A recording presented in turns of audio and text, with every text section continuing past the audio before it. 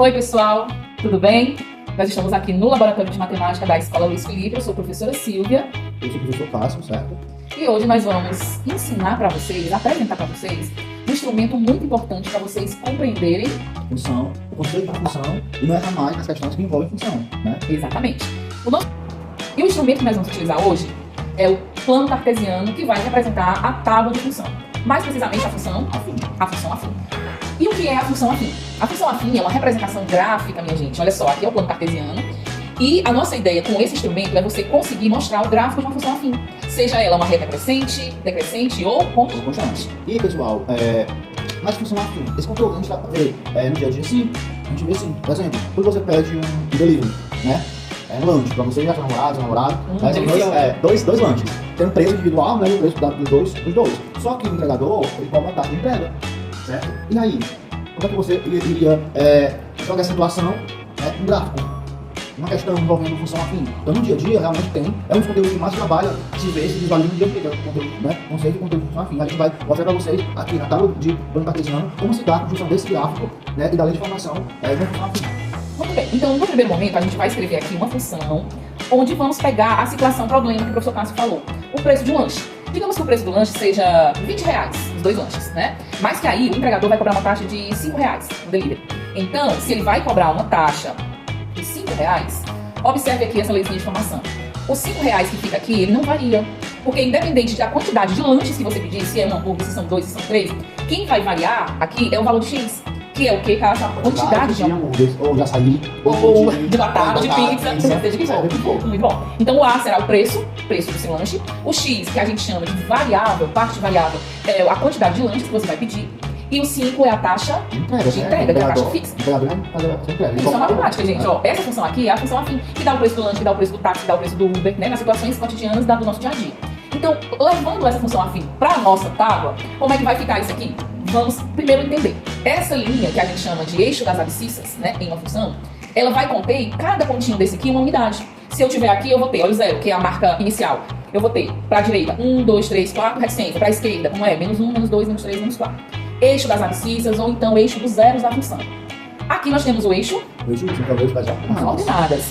Aqui no eixo Y, a gente localiza, pessoal, um termo muito importante da função afim, que é chamado coeficiente linear. Tá bom? O coeficiente linear é o primeiro coeficiente que você localiza e identifica numa função. Então, eixo das abscissas, eixo das ordenadas. Vamos pro quadro agora pra gente ver, depois a gente retorna pra cá pra ver essa função na prática. Aqui é o nosso vídeo, né, abordando o conteúdo de função afim. Uma situação, vamos supor que você vai comprar, né, um lanche. Esse lanche ele custa R$8.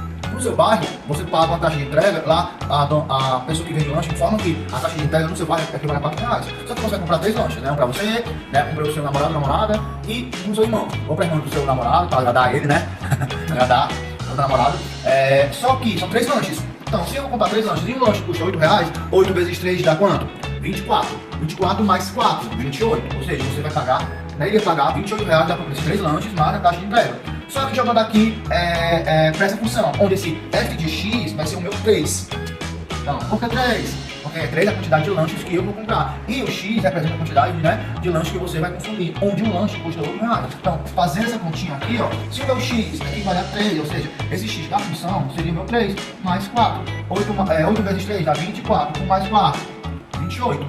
Ok? Uma dica interessante, você poderia pegar essa função e reduzir ela, ou aumentar, né, ou diminuir, simplificando. Essa função aqui, ela teria o mesmo peso, a mesma equivalência dessa. 2x mais 2x mais 1. Voltamos aqui para o nosso dispositivo para a gente colocar essas funções aqui no nosso plano cartesiano. Vamos iniciar pela primeira função que o professor Cássio explicou para vocês, o cálculo do zero da função e o cálculo do coeficiente linear. Primeira coisa que nós vamos fazer com o nosso dispositivo para colocar essa reta aqui nesse gráfico. Qual é o coeficiente linear da função? É 1 positivo. O coeficiente linear, ele vai ficar onde? No eixo em pé, que é o eixo vertical. Como ele é uma unidade, e a gente tem essas bolinhas, ó, cada bolinha representa uma unidade. Então ele vai ficar, digamos que aqui é o 0, ele vai ficar aqui, ó, tá certo? Então nossa reta vai passar nesse pontinho. Uma segunda observação é que o zero dessa função é menos o meio, conforme o professor Cássio calculou com vocês. Então, se o zero é menos o meio, esse pontinho vai representar, como aqui nós temos apenas unidades, vamos colocar como se aqui fosse a metade, que eu não consigo colocar no menos 0,5. E a minha reta, olha lá, ó, ela vai passar por esses dois pontos.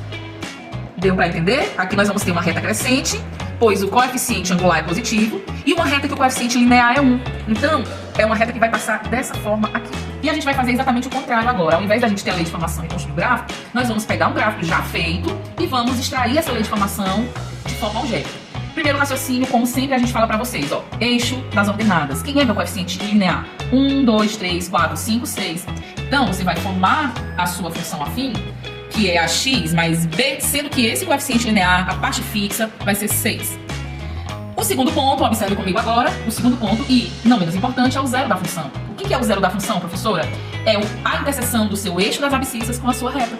Nesse ponto aqui, exatamente você tem 1, 2, 3, 4, 5, 6. Como ele é negativo, é menos 6, né? Positivo à direita, negativo à esquerda.